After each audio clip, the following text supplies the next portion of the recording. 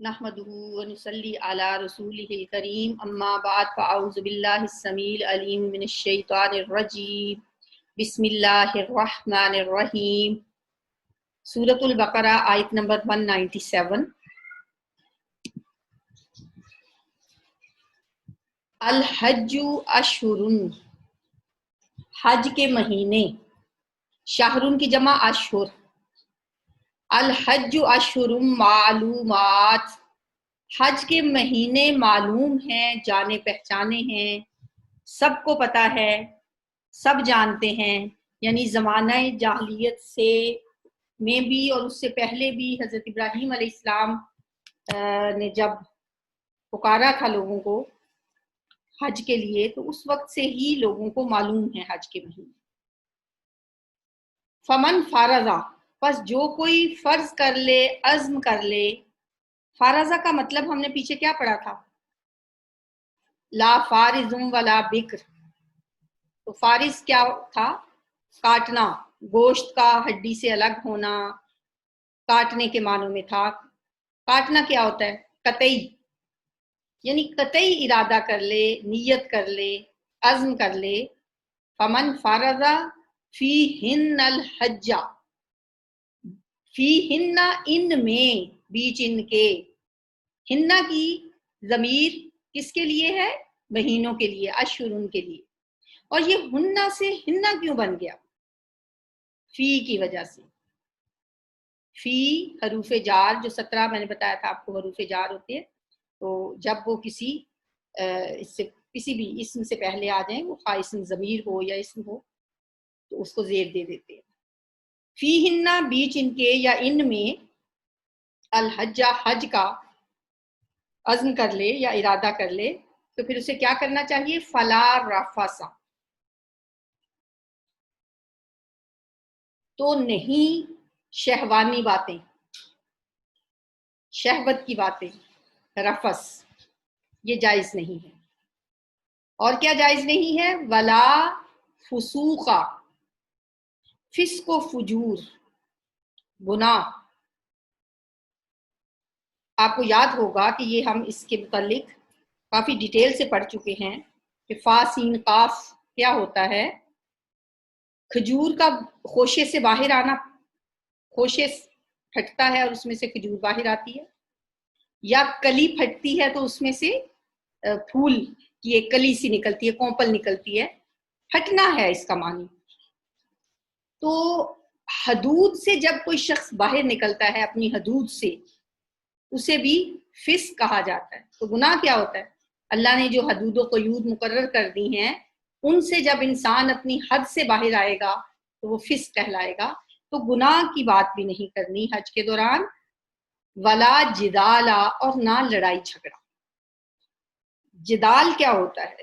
جنگ و جدل آپ نے سنا ہوگا، مجادلہ کا لفظ سنا ہوگا۔ جدل ہوتا ہے ایک دوسرے کو ہرانے کی کوشش کرنا، ایسی بحث کرنا جس میں آپ کا پورا فوکس اس بات پہ ہوتا ہے کہ بس دوسرے بندے کو دلیلیں دے دے کے چپ کرا دیا جائے اور اپنی بات منوا لی جائے، اسے جدال کہا جاتا ہے۔ ایسی بحث، ایسا جھگڑا، ایسی گفتگو جس میں ایک دوسرے کو ہرانے کی کوشش کی جاتی ہے، اسے جدال کہا جاتا ہے۔ یہ تین باتیں حج کے اندر منع ہیں، رفث، فسوق اور جدال۔ فی الحج، حج میں، وما، اور جو، تفعلو، تم کرو گے، من خیرن، بھلائی سے، یعلمہ اللہ، جان لے گا اس کو اللہ، تمہیں بتانے کی ضرورت نہیں ہے۔ علیم بذات الصدور ہے وہ، اسے پتہ ہے تم کیا کر رہے ہو۔ دکھاوے کی ذکر اذکار کرنا، لوگوں کو دکھا دکھا کے کوئی کام کرنا، یا صدقہ کرنا، یا دکھا کے نمازیں پڑھنا، ایک تو ہوتا ہے نا کہ بس سب کے سامنے پڑھ رہے ہیں، ایک اسپیسیفکلی ہماری نیت ہوتی ہے نا، تو اس کو اللہ تعالیٰ جانتا ہے۔ یا علم اللہ، جو بھی نیکی تم کرو گے اللہ کو پتا ہے، اللہ اس کو جانتا ہے۔ وَتَزَوَّدُوا، اور حج میں کیا کیا کرو؟ زیادہ راہ لے لیا کرو۔ زادرا ساتھ لے کے چلا کرو، زا واو دال، تزودا یا تزودو کیا ہوتا ہے؟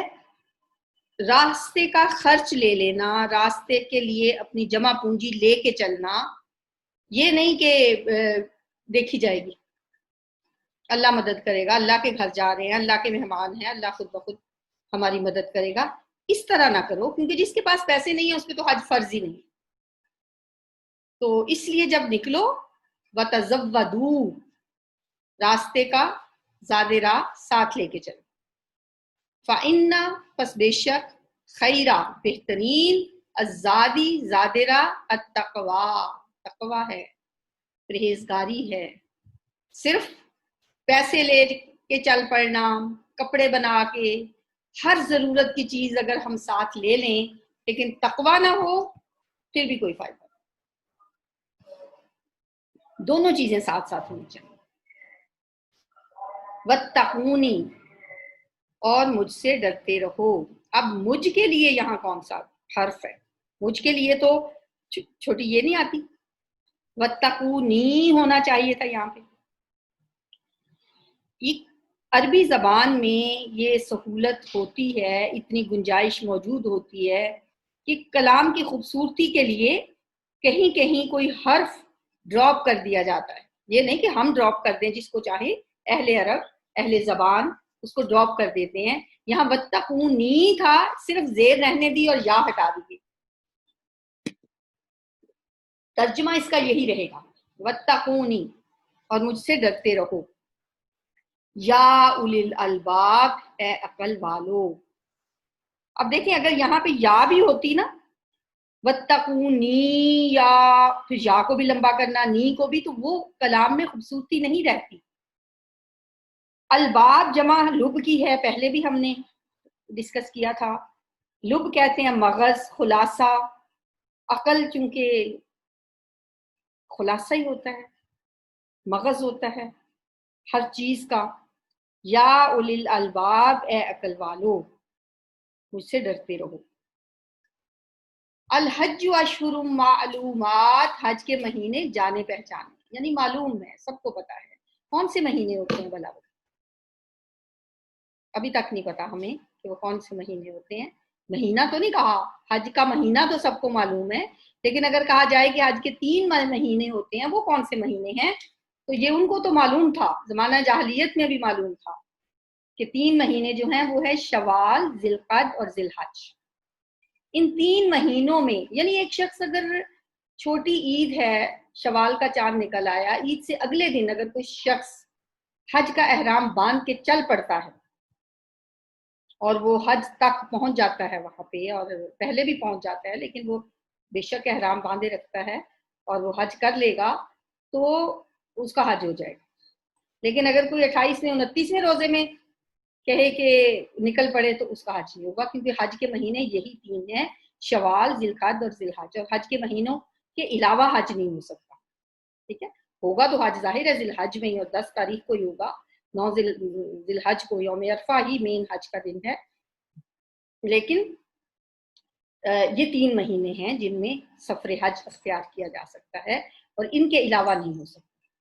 فمن فرض فیہن الحج، پس جو کوئی عزم کر لے ان مہینوں میں حج کا، تو کیا نہیں کرنا اس نے؟ 3 کام نہیں کرنا، فلا رفث ولا فسوق ولا جدال، شہوت کی باتیں نہیں کرنی، برے کام یعنی گناہ کے کام نہیں کرنے، اور لڑائی جھگڑا نہیں ہوگا فی الحج، حج میں۔ وما تفعلوا من خیر یعلمہ اللہ، تم جو بھی بھلائی کرو گے اللہ اسے جان لے گا۔ وتزودوا، اور زاد راہ ساتھ لے لیا کرو، فإن خیر الزاد التقوی، بس بہترین زاد راہ تو تقوی ہے۔ واتقونی یا اولی الالباب، اور اے عقل والو مجھ سے ڈرتے رہو۔ لیسا نہیں ہے، علیکم تم پر، جناح کوئی گناہ، ان یہ کہ تبتغوا فضلا، تم تلاش کرو فضل۔ تبتغوا جو ہے ابتغاء، یبتغی، ابتغان کا مطلب ہوتا ہے کوشش کر کے حاصل کرو. تب تک تم تلاش کرو فضلاً فضل من ربکم اپنے رب کا. فائزہ پھر جب افس تم لوٹو.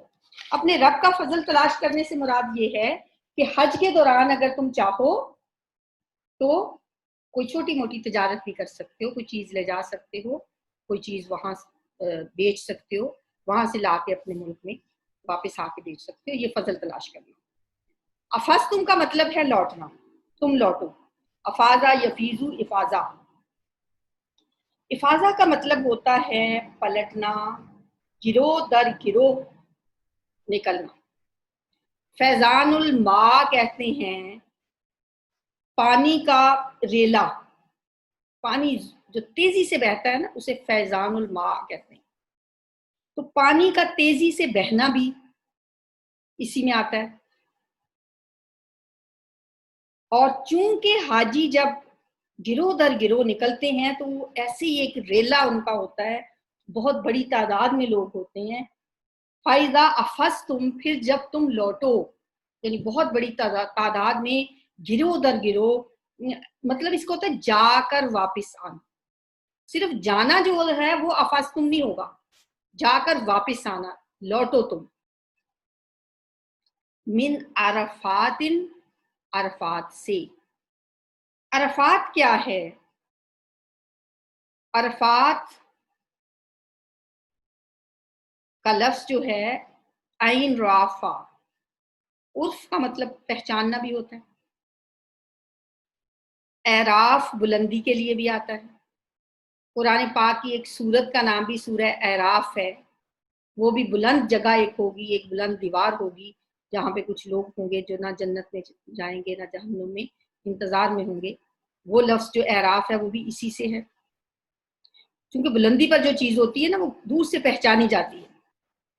عرف الدیق مرغی کی قلغی کو بھی کہا جاتا ہے, کیونکہ وہ بھی دور سے نظر آتی ہے, ریڈ کلر کی پہچانی جاتی ہے, اسے بھی اسی وجہ سے قلغی کو یہ کہا جاتا ہے. تو عرفہ جو ہے یوم العرفہ, 9 ذی الحج کو یوم العرفہ کہا جاتا ہے. نبی صلی اللہ علیہ وآلہ وسلم نے فرمایا ہے الحج العرفہ, حج تو عرفہ میں ہی, یعنی جو 9 ذی الحج کو عرفات کے میدان میں نہیں پہنچا اس کا حج نہیں ہوگا. تو عرفات کا جو میدان ہے اس کی یہاں پہ بات ہے کہ لوٹو تم من عرفات, عرفات سے. فذکروا اللہ, پس یاد کرو تم اللہ کو. عند المشعر الحرام, مشعر حرام کے پاس. مشعر حرام جو ہے وہ مزدلفہ میں ایک مسجد ہے, آج کل جائے نا تو ایک مسجد ہے وہاں پہ, تو مزدلفہ کو کہا گیا ہے مشعر الحرام. وَاذْكُرُوهُ, اور یاد کرو اس کو, کما جیسا کہ ہداکم, اس نے تمہیں ہدایت کی ہے. وَإِنْ, اور اگرچہ, کن تم تھے تم, من قبل ہی, اس سے پہلے, لَمِنَ الضَّالِّينَ, البتہ گمراہوں میں سے. اب آپ کہیں گے کہ ان کا مطلب پہلے ہم اگر پڑھتے تھے, اب اگرچہ یا بے شک کیوں ہے؟ اگر تو یہاں اس کا مطلب نہیں ہو سکتا نا, کہ اگر تھے تم اس سے پہلے گمراہوں میں سے, یہ نہیں ہم کہہ سکتے. ہم کہیں گے اور بے شک تھے تم اس سے پہلے گمراہوں میں سے, یا کہیں گے اگرچہ تھے تم اس سے پہلے گمراہوں میں سے. تو ان کا مطلب اگر کی بجائے اگرچہ یا بے شک کس نے کر دیا؟ یہ لا نے, جو لام تاکید ہے. لام تاکید کی وجہ سے ان کا معنی ہوگا اگرچہ. اگرچہ تھے تم اس سے پہلے لَمِنَ الضَّالِّينَ, البتہ گمراہوں میں سے. لَيْسَ عَلَيْكُمْ جُنَاحٌ أَن تَبْتَغُوا فَضْلًا مِّن رَّبِّكُمْ فَإِذَا أَفَضْتُم مِّنْ عَرَفَاتٍ فَاذْكُرُوا اللَّهَ عِندَ الْمَشْعَرِ الْحَرَامِ, نہیں ہے تم پر کوئی گناہ یہ کہ تم تلاش کرو فضل اپنے رب کا, یعنی اپنے رب کا رزق. اگر تم تلاش کرتے ہو حج کے دوران، اس پہ کوئی گناہ نہیں ہے، کوئی پابندی نہیں ہے. جیسے انڈیا سے آنے والے 2 کلو اگر وہاں سے الائچی لے آئیں اور جا کے ادھر سعودی عرب میں بیچ دیں تو انہیں کوئی گناہ نہیں، اور وہاں سے آتے ہوئے کچھ ایسی چیزیں لے آئیں جو وہاں پہ سستی ہیں اور آ کے اپنے ملک میں بیچ دیں، تو اللہ نے اس کی اجازت دی ہے. یہ کہ تم تلاش کرو اپنے رب کا فضل. فَإِذَا أَفَضْتُم مِّنْ عَرَفَاتٍ فَاذْكُرُوا اللَّهَ عِندَ الْمَشْعَرِ الْحَرَامِ، پھر جب تم لوٹو عرفات سے تو یاد کرو اللہ کو مشعر الحرام کے نزدیک یعنی مزدلفہ میں. وَاذْكُرُوهُ، اور یاد کرو اس کو، کما ہداکم، جیسا کہ اس نے ہدایت دی تم کو، اس نے رستہ دکھایا تم کو. وَإِن كُنتُم مِّن قَبْلِهِ لَمِنَ الضَّالِّينَ، اور بے شک تھے تم اس سے پہلے البتہ گمراہوں میں سے. ثم، پھر، افیزو، لوٹو، وہی افاظہ یفیزو جو میں نے پہلے آپ کو بتایا تھا، لوٹنا، پلٹنا، جا کر واپس آنا. پھر لوٹو من حیثو، جہاں سے، افاظ الناس، لوٹتے ہیں لوگ. استغفر یستغفر، استغفار ان کا مطلب کیا ہوتا ہے؟ ستر الذنب و تجاوز عنہ. اب آپ کہیں گے کہ لفظ سے بھی مشکل آپ نے میننگ بتا دیا. میرا خیال ہے کہ اب آپ میں اتنی اہلیت پیدا ہو چکی ہے کہ آپ اس کو سمجھ سکے. ستر کا مطلب کیا ہوتا ہے؟ چھپانا. ذنب، گناہ، آپ کو پتا ہے. ذنبی، میرے گناہ. ذنوبہم، ان کے گناہ. ستر الذنب، گناہ کو چھپا دینا. و تجاوز عن، اور اس سے درگزر کرنا. یہ مطلب ہوتا ہے استغفار کا، کہ اللہ تعالیٰ آپ کے گناہ کو ڈھانپ بھی دے، آپ کی غلطی کو چھپا بھی دے، اور اس سے تجاوز بھی کرے، اور اس سے درگزر بھی کرے، اگنور کر دے. یہ مطلب ہوتا ہے استغفار. وَاسْتَغْفِرُ اللَّهَ، اور بخشش مانگو اللہ سے. ان اللہ، بے شک اللہ تعالیٰ، غفور الرحیم، بخشنے والا، رحم کرنے والا ہے. اب ان 2 باتوں میں، آیتوں میں جو بات ہے مین، وہ یہ ہے کہ لیس علیکم جناح ان تبتغوا فضلا من ربکم، اس کی تو آپ کو سمجھ آ گئی کہ اللہ کا فضل تلاش کر سکتے ہو. پھر لوٹو تم عرفات سے اور یاد کرو اللہ کو مشعر الحرام کے قریب. یعنی یہ آپ کو تھوڑا سا ذہن کو حاضر کر کے اب آپ یہ ساری دنوں کی ترتیب اگر سن لیں کہ کس دن کیا ہونا ہے. 8 تاریخ کو، 8 ذی الحج کو، وہ حاجی جو پاکستان سے گئے تھے، عمرہ کر کے احرام اتار دیا تھا، 8 ذی الحج کو وہ دوبارہ احرام باندھتے ہیں اپنے اپنے ہوٹل سے، اپنی جگہوں سے، اپنے کمروں سے. احرام باندھ کے 8 ذی الحج کو وہ مینا چلے جاتے ہیں. مینا میں ایک رات گزارنے کے بعد 9 ذی الحج کو وہ early in the morning Arafat روانہ ہو جاتے ہیں. عرفات کے میدان میں 9 ذی الحج کو، جسے یوم العرفہ کہا جاتا ہے، وہاں پہ ظہر اور عصر کی نمازیں ظہر کے وقت ہی ادا کر لیتے ہیں، اور اس کے بعد پھر مغرب تک کوئی نماز نہیں ہے. البتہ قیام وقوف عرفات اس کو کہا جاتا ہے کہ وہ پھر مغرب تک اللہ سے دعائیں کرتے ہیں، ذکر اذکار کرتے ہیں، تلاوت کر لیں، لیکن زیادہ مناجات کا ٹائم ہے. اللہ کے سامنے گڑ گڑانا، رونا، معافیاں مانگنا، وقوف عرفہ کہلاتا ہے 9 ذی الحج کو. مغرب کے ٹائم سورج غروب ہونے کے بعد مغرب پڑے بغیر وہاں سے جو نکلتے ہیں اسے کہا جا رہا ہے فَإِذَا أَفَضْتُم مِّنْ عَرَفَاتٍ، پھر جب لوٹو تم عرفات سے، فَاذْكُرُوا اللَّهَ عِندَ الْمَشْعَرِ الْحَرَامِ، تو مشعر الحرام کے قریب اللہ کو یاد کرو. یہ ہے مزدلفہ. اب عرفات سے نکل کے واپس مزدلفہ میں آ جاؤ، مغرب اور عشاء کی نماز مزدلفہ میں پڑھو، اور یہ رات مزدلفہ میں گزارنی ہے. یہ جو دن رات ہے اس کے بعد اگلا جو دن آئے گا وہ کہلائے گا یوم نہر. وہ 10 تاریخ ہے، 10 ذی الحج. 10 ذی الحج کو یوم نہر کہا جاتا ہے، وہ قربانی کا دن ہے. اس دن آپ نے ظاہر ہے آپ نے مزدلفہ سے چلیں گے اور واپس مینا پہنچ جائیں گے، جہاں سے آپ 9 تاریخ کو عرفات کے لیے روانہ ہوئے. واپس وہاں پہ آپ کے خیمے بھی ہوتے ہیں، وہیں پہ جا کے پھر آپ رمی جمار کرتے ہیں، کنکریاں مارتے ہیں. یہ 10 تاریخ جو ہے وہ یوم نحر ہے. ٹھیک ہے، تو یہاں پہ یہ جو کہا گیا ہے کہ وَاذْكُرُوهُ كَمَا هَدَاكُمْ، اس طریقے سے اللہ کا ذکر کرو جیسے تمہیں سکھایا گیا ہے. کیونکہ آپ کو پتا ہے حضرت ابراہیم علیہ السلام نے کیا دعا کی تھی؟ وَأَرِنَا مَنَاسِكَنَا، اے ہمارے رب ہمیں ہماری عبادت کے طریقے سکھا. تو اللہ یہ عبادت کے طریقے سکھا رہا ہے اور بتا رہا ہے کہ کس طریقے سے اللہ کا ذکر کرو، کہاں پہ رکنا ہے، کہاں پہ نہیں رکنا. یہ باتیں یہاں پہ بتائی جا رہی ہیں. یہ جو رکوع ہے یہ حج کا فلسفہ اور حج کے مناسک کے اعتبار سے بہت اہمیت کا حامل ہے. ثم افیضوا من حیث افاض الناس، پھر لوٹو جہاں سے لوٹتے ہیں لوگ. افاض الناس، لوٹتے ہیں لوگ. کون سے لوگ لوٹتے ہیں اور کس کو کہا جا رہا ہے؟ یہ قریش سے کہا جا رہا ہے، کیونکہ قریش کعبہ کے متولی تھے.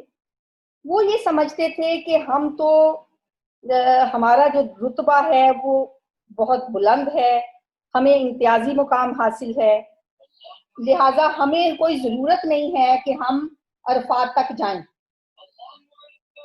اور وہ عرفات تک جاتے بھی نہیں تھے، وہ مزدلفہ تک ہی جاتے تھے. اور عرفات سے پہلے ہی مزدلفہ میں قیام کرتے تھے اور وہیں سے اگلے دن واپس مینا آ جاتے تھے. ان سے کہا جا رہا ہے کہ کسی کو کسی پہ کوئی فضیلت حاصل نہیں، سب برابر ہیں. تم وہیں تک جاؤ اور وہاں سے لوٹنا جہاں سے لوگ لوٹتے ہیں. اور ان کی نہ جانے کی ایک وجہ یہ بھی تھی کہ عرفات جو ہے نا وہ حرم میں نہیں ہے. حرم کا اپوزٹ ہوتا ہے ہل، اور حرم کا مطلب کیا ہے؟ جیسے مسجد الحرام ہے، اسی طرح وہ سارا علاقہ جو حرم کی حدود میں آتا ہے، جہاں پہ گری پڑی چیز اٹھانا بھی حرام ہے، جہاں پہ جانور کو مارنا بھی حرام ہے، شکار کرنا حرام ہے، کسی چیونٹی کو بھی مارنا حرام ہے. یہ جو علاقہ حرم کی حدود میں آتا ہے نا، یہ مزدلفہ میں تک ہے. آگے جو عرفات ہے، عرفات کی جو مسجد نمرہ ہے اس کا آدھا حصہ بھی حرم میں آتا ہے، لیکن باقی آدھی مسجد نمرہ اور باقی کا میدان عرفات ہے وہ ہل ہے. تو ہمیں حرم کے علاقے سے نکل کے ہل میں جانا ہوتا ہے حج کے لیے، عرفات کے میدان میں. لیکن قریش اپنے آپ کو چونکہ بہت ایک بڑی چیز سمجھتے تھے، وہ کہتے تھے کہ مزدلفہ پہ ہم رک جاتے ہیں کیونکہ ہم صاحب حرم ہیں، ہل میں نہیں جائیں گے. تو اس پہ اللہ تعالیٰ نے یہ ہدایت کی ہے ثم افیضوا من حیث افاض الناس، جہاں باہر کے لوگ جو حج کرنے آئے ہیں جہاں تک وہ جاتے ہیں تم بھی وہاں تک جاؤ. واستغفر اللہ، اور اللہ سے بخشش مانگو جو تم ایسا نہیں کرتے رہے ہو پہلے. ان اللہ غفور الرحیم، بے شک اللہ تعالیٰ بخشنے والا رحم کرنے والا. فائزہ، پھر جب، فزیتم، پورے کر چکو تم، مناسککم، اپنے مناسک. مناسک کیا ہوتا ہے؟ منسک کی جمع. منسک کس کو کہتے ہیں؟ عبادت کو. اور خاص طور پہ پھر حج کی عبادت، حج بھی کی عبادت ہے نا، تو اس کے لیے پھر یہ لفظ بولا جانے لگا. ویسے منسک کا مطلب ہوتا ہے حج، سوری عبادت. مناسککم، اپنے مناسک. فاذکروا اللہ، تو یاد کرو اللہ کو. کا ذکرکم، جیسے تمہارا یاد کرنا تھا. آباءکم، اپنے آباء و اجداد کو. او یا اشد ذکر، اشد کیا ہے؟ اس میں تفضیل، زیادہ شدت سے یاد کرنا. فمن الناس، تو بعض لوگوں میں سے، تو لوگوں میں سے کچھ ایسے ہیں، من یقول، جو کہتے ہیں، ربنا اے ہمارے رب، آتنا دے ہمیں عطایاتی سے، پھر دنیا میں، وما لہو اور نہیں ہے ان کے لیے نہیں، وما اور نہیں ہے، لہو اس کے لیے، فی الآخرتی آخرت میں، فی الآخرتی آخرت میں، من خلاق کوئی حصہ، خلاق کا لفظ ہم پہلے پڑھ چکے ہیں نا، وہ حصہ جو انسان اپنے اخلاق سے حاصل کرتا ہے، اپنی عادات سے، اپنے عمل سے، وہ حصہ اسے کہا جاتا ہے خلاق۔ فَإِذَا قَضَيْتُم مَنَاسِكَكُمْ اور جب تم پورے کر چکو اپنے مناسک، اپنے حج کے طریقے، فَاذْكُرُوا اللَّهَ كَذِكْرِكُمْ آبَاءَكُمْ تو یاد کرو اللہ کو جیسے یاد کیا کرتے تھے تم اپنے آباء و اجداد۔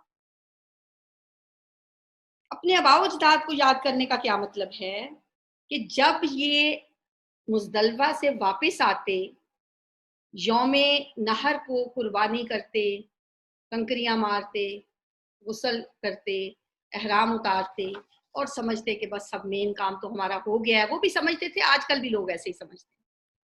پھر یہ کیا کرتے، چونکہ یہ شاعری تو ان کی گھٹی میں پڑی ہوئی تھی، تمام شعراء اکٹھے ہوتے، مجلسیں لگاتے اور قصیدے پڑھتے جس میں اپنے اپنے آباء و اجداد کے قصے فخریہ طور پہ سناتے، ہر قبیلہ دوسرے پہ ڈومینیٹ ہونے کی کوشش کرتا۔ تو اللہ تعالیٰ نے فرمایا جب حج کے مناسک پورے ہو جائیں تو اب کیا کرنا ہے، فَاذْكُرُوا اللَّهَ اب ابھی بھی اللہ کو یاد کرنا ہے، اور کیسے یاد کرو، جیسا کہ تم اپنے آباء و اجداد کو یاد کیا کرتے تھے، او اشد ذکرا یا اس سے بھی زیادہ یاد کرو، اس سے بھی زیادہ اللہ تعالیٰ کا ذکر کرو۔ ہر عبادت کے بعد ذکر جو ہے نا لازم و ملزوم ہے، مطلب جتنی بھی ہمیں عبادات ہماری ہیں، اگر ہم دیکھیں نماز کو دیکھ لیں، نماز سلام پھیر کے، یہ تو نہیں ہے کہ بس سلام پھیر کے کام پورا ہو گیا، بلکہ بہت اہمیت بتائی گئی ہے نماز کے بعد کے اذکار۔ سلام پھیرتے ہی ہم کیا کہتے ہیں، اللہ اکبر، استغفر اللہ، استغفر اللہ، اور جتنے بھی نماز کے بعد کے اذکار ہیں وہ کرنے کا حکم ہے۔ روزہ رکھتے ہیں، کھولتے ہیں روزہ تو اللہ کا نام لے کے، دعائیں مانگ کے روزہ کھولنا۔ ایون کہ جمعہ سے جب واپسی ہوتی ہے تو سورہ جمعہ میں آتا ہے کہ جب جمعہ کی نماز سے واپس آتے ہو وَابْتَغُوا تلاش کرو اللہ کا فضل، ساتھ کیا کرو، وَاذْكُرُوا اللَّهَ كَثِيرًا لَعَلَّكُمْ تُفْلِحُونَ اور اللہ کو کثرت سے یاد کرو تاکہ تم کامیاب ہو جاؤ۔ یعنی جمعہ پڑھنے جب جا رہے ہیں تب تو ذکر کرنا ہی ہے، جمعے کی نماز بھی ذکر ہے، اب جب واپس آ رہے ہیں نا، اب پھیل جاؤ زمین میں، اللہ کا رزق فضل تلاش کرو، اپنے اپنے کاروبار پہ چلے جاؤ، لیکن ساتھ ساتھ کیا کرو، وَاذْكُرُوا اللَّهَ كَثِيرًا لَعَلَّكُمْ تُفْلِحُونَ۔ ایک اور جگہ فرمایا وَاذْكُرُوا اللَّهَ قِيَامًا وَقُعُودًا وَعَلَى جُنُوبِهِمْ، کھڑے اور بیٹھے اور لیٹے ہر حال میں اللہ کا ذکر کرو۔ تو یہاں حج کے موقع پہ فرمایا کہ جب عرفات سے مزدلفہ سے واپس آ گئے، اب مینا کے جو دن ہیں، مینا میں اب پھر 11 12 13 کی جو تاریخیں ہیں ان کو کہا جاتا ہے ایام تشریق۔ آپ چاہیں تو 11 اور 12 کی شام کو مغرب سے پہلے پہلے واپس چلے جائیں، اور آپ چاہیں تو ایک اور دن گزار لیں اور 13 کی مغرب سے پہلے پہلے آپ واپس چلے جائیں۔ اگر آپ 13 کو بھی مغرب سے پہلے پہلے نہیں نکلتے تو پھر آپ کو ایک اور دن بھی رکنا پڑ سکتا ہے۔ تو اللہ کا ذکر کرو وہاں پہ۔ نبی صلی اللہ علیہ وسلم نے فرمایا یہ جو مینا کے دن ہیں یہ تو کھانے پینے کے اور ذکر کرنے کے دن، لیکن اللہ کا ذکر وہاں پہ ضرور ہونا چاہیے۔ لیکن موسٹلی ہوتا کیا ہے، انسان تھک جاتا ہے اور یہ بھی سمجھتا ہے کہ بس میرا کام تو ہو گیا اب، اور وہ پھر باتوں میں لگ جاتا ہے۔ باتوں میں تو ویسے بھی لگے جاتے ہیں، حالانکہ دیکھا جائے تو حج کا جو سفر ہے اس میں جن 3 چیزوں سے منع کیا گیا ہے، فلا رفث ولا فسوق ولا جدال، ہر وقت اگر انسان کا دھیان اس چیز پہ رہے کہ کہیں کوئی جدال والی بات تو نہیں ہے، کہیں فسوق والی کوئی بات تو نہیں ہے، رفث والی کوئی بات تو نہیں ہے، تو انسان بہت کانشیس ہو جاتا ہے۔ تو لیکن چونکہ بہت بڑا وہ اجتماع ہوتا ہے ہر طرح کے لوگ، ہر طبیعت کے لوگ ہوتے ہیں، اور وہاں پہ انسانوں کو غصہ آنا بھی ایک فطری امر ہوتا ہے، اسی لیے اللہ تعالیٰ نے ان تمام چیزوں سے روکا ہے۔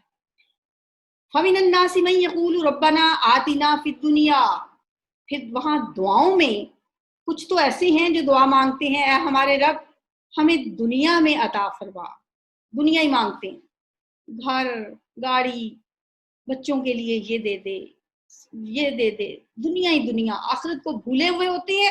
وَمَا لَهُ فِي الْآخِرَةِ مِنْ خَلَاقٍ، ٹھیک ہے جس نے دنیا مانگی ہے اس کو دنیا مل جاتی ہے، لیکن جو دنیا کے ساتھ ساتھ آخرت بھی مانگتا ہے اسے پھر دونوں ملتی ہیں۔ اس لیے اللہ نے فرمایا کہ کچھ تو لوگوں میں سے وہ ہیں، فَمِنَ النَّاسِ مَن يَقُولُ رَبَّنَا آتِنَا فِي الدُّنْيَا وَمَا لَهُ فِي الْآخِرَةِ مِنْ خَلَاقٍ، پھر آخرت میں اس کو کچھ نہیں ملتا۔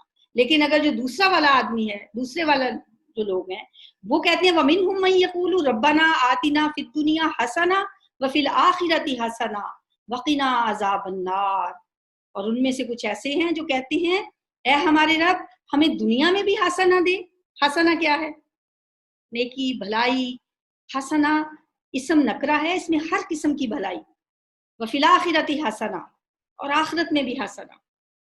وقنا عذاب النار، اور وہ ساتھ کیا دعا کرتے ہیں کہ ہمیں عذاب النار سے بچا، آگ کے عذاب سے بچا، کیونکہ آگ کے عذاب سے جو بچا لیا گیا وہ پھر بچ گیا ہر چیز سے۔ جیسے کہ ایک جگہ پہ آتا ہے نا فمن زحزح عن النار وادخل الجنۃ فقد فاز، بس جو بچا لیا گیا آگ سے اور داخل کر دیا گیا جنت میں تو وہی کامیاب شخص ہے۔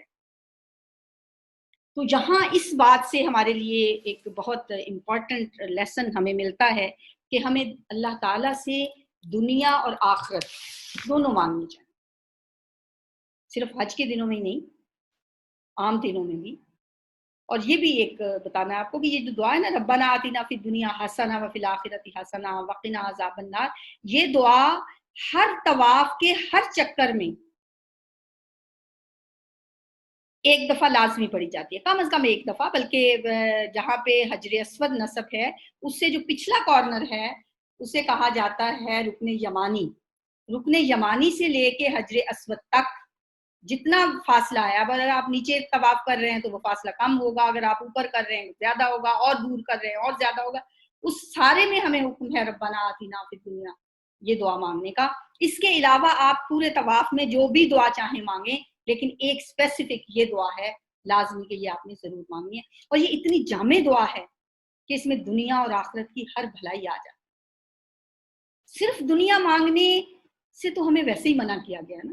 نبی صلی اللہ علیہ وسلم کی ایک اور بھی حدیث ہے، ایک حدیث بھی ہے آپ صلی اللہ علیہ وسلم کی، اللہم لا تجعل الدنیا اکبر ہمنا ولا مبلغ علمنا، کہ اللہ دنیا کو ہماری سب سے بڑی غم کی چیز نہ بنا دے، یعنی یہ نہ ہو کہ ہمارے سارے غم اور ہم اس دنیا تک ہی محدود ہو جائیں، اور دنیا کی چیزوں کو ہم اتنا اپنے اوپر مسلط کر لیں کہ اپنی آخرت کو فراموشی کرتے ہیں۔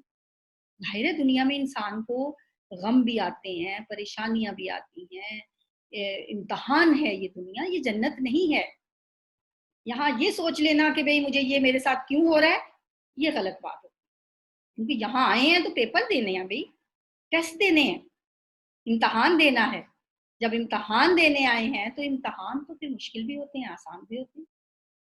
تو ہر شخص جو ہے نا اس کا کہیں نہ کہیں کوئی نہ کوئی امتحان ہو رہا ہوتا ہے، اس لیے بہت زیادہ دنیا کے لیے پریشان نہیں ہونا چاہیے، اور یہ دعا مانگتے رہنا چاہیے لا تجعل الدنیا اکبر ہمنا، کہ اللہ دنیا کو ہماری سب سے بڑی غم کی چیز نہ بنا، ہم دنیا کے غموں میں الجھ کے نہ رہ جائیں، کیونکہ دنیا میں ظاہر ہے انسان ہی انسان کے لیے امتحان بنتے ہیں۔ 18ویں پارے کی آخری آیت مجھے بہت اپیل کرتی ہے، جس میں اللہ تعالیٰ نے فرمایا ہے کہ میں نے کچھ انسانوں کے لیے امتحان بنا دیا ہے، اے میرے بندو اتصبرون، کیا تم صبر کرو گے؟